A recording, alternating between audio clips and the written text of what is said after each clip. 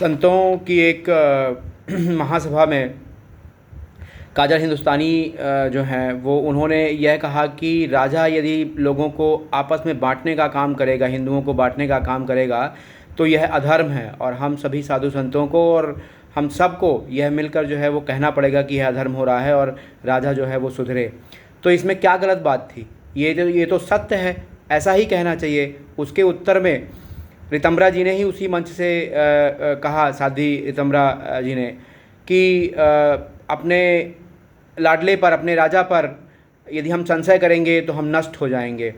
तो अपने लाडले को, अपने राजा को, साध्वी ऋतंभरा जी, क्या हम समझाने का प्रयास कर सकते हैं? क्या आपका राजा जो है वो समझने का प्रयास कर सकता है?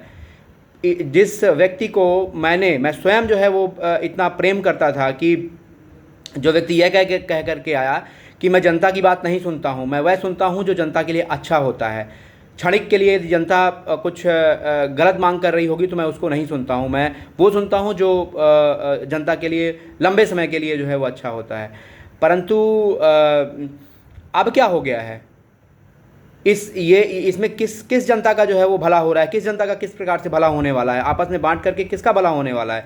तो आज जब नरेंद्र मोदी जी इस तरह से बचकाने काम कर रहे हैं, भीड़ तंत्र का साथ दे करके, कि लोग हिंदुओं को आपस में बांटने का काम कर रहे हैं, जिन आक्रांताओं ने हम पर जो है वो अत्याचार किए उनको आज ओबीसी कोटे पर जो है वो रिजर्वेशन देने का काम कर रहे हैं, तो उस लाडले को और उस अपने को कौन समझाएगा? समझाइए कैसे समझाना होता है, समझा दीजिए कि आगे से कोई काम ना करे। कह दीजिए यूजीसी का जो काला कानून है वो वापस ले ले, तो समझ में आएगी कम से कम। हाँ, आपका लाडला या हमारा लाडला, हमारा जो अपना है वो समझदार है, हम उसको घर में बैठ करके समझा सकते हैं। परंतु ऐसा तो संभव है नहीं। वो तो नित्य आए जो है वो इस तरह के काम कर रहे हैं कि हिंदू जो है समाज बट रहा है, टूट रहा है, बिखर रहा है, जिसलिए उनको लाया गया कि उन्हें जो है वो ला करके हिंदू समाज को संगठित करने का काम, भारत देश को आगे ले जाने का काम करेंगे। हम संगठन बना करके अपने दुश्मनों से हम उन पर जो है विजय प्राप्त करेंगे। तो ये तो कुछ और ही कर रहे हैं। तो आप समझाइए, हम समझाते हैं, आप बुलाइए उनको। कैसे समझाया जाता है? बुलाइए, किसके घर बुलाना है? मेरे घर बुला लीजिए। कि बस मंच से जो है वो बातचीत करने से और ये धैर्य दे देने से कि हाँ 2047 में सब ठीक हो जाएगा, तो 2047 से जब हिंदू कोई बचेगा नहीं तो देखने वाला कौन है कि मतलब सब ठीक हो जाएगा। तो इस तरह की बातें जो है वो नहीं की जाती हैं।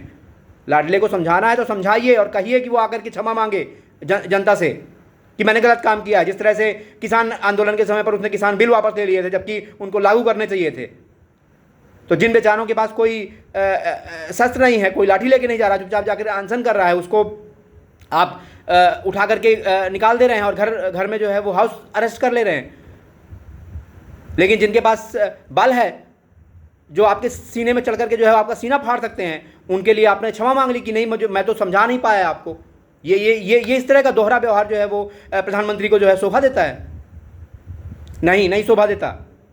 तो आप समझाइए, इस तरह के धर्म संकट में हम लोगों को मत डालिए, जनता को मत डालिए, हिंदुओं को, कि एक नायिका जो है वो कह रही है कि अधर्म है, हमें बोलना पड़ेगा, जो कि सत्य है, और आप कह रही हैं कि हमें संशय नहीं करना चाहिए। हम आपकी बात भी मानते हैं, परंतु वो आकर के बोलें तो, कुछ कहें तो, कि उल्टा सीधा बोलने पर ही जो है हिंदू समाज अपने आप समझ लेगा, उसके अंदर जो है कैरेक्टर लगा हुआ है अपने आप ना। तो कृपया करके हिंदुओं को भ्रमित मत करिए। आप लोग साधु संत हैं, आपका सम्मान है सबका। ऐसी बात करिए जो शोभा दे। लड़ने की बात नहीं है, परंतु कम से कम नायक को अपने कहिए तो आकर के कि वो क्षमा मांगे, कहे कि मुझसे गलती हो गई। नहीं कहेगा वो कभी। धन्यवाद आप सभी का।